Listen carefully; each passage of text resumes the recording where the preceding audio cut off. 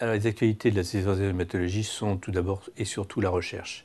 Le premier élément, c'est le soutien à la recherche, et depuis quelques années, on a un certain plafonnement des ressources dédiées à la recherche par la Société.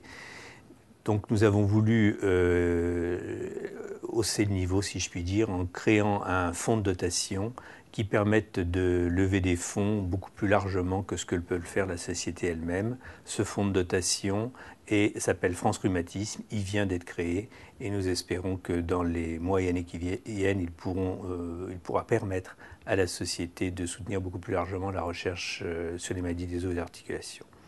Le deuxième aspect, toujours sur la recherche, c'est que la société souhaite non seulement la soutenir, mais souhaite l'initier.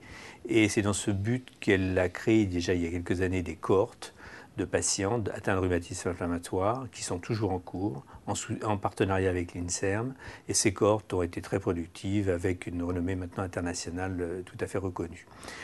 La société a également créé des registres et est en train encore d'en créer des registres notamment sur les traitements biologiques, pour mieux connaître l'efficacité et la tolérance de ces médicaments dans la vie courante, et ceci se fait également en partenariat avec l'AFSAPS.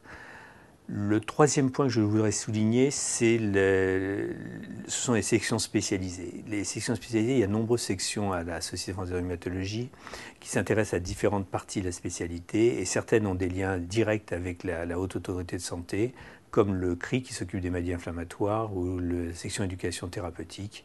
Et la société veut stimuler ces sections et mieux organiser ces sections spécialisées. Enfin, dernier point, la formation.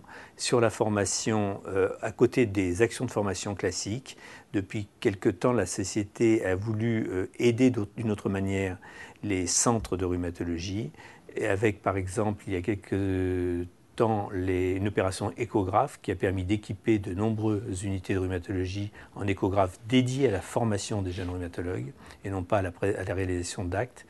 Et puis cette année, on lance une opération microscope pour mieux analyser les liquides synoviaux des patients atteints d'arthrite, notamment d'arthrite microcristalline, et une quarantaine de centres vont être équipés.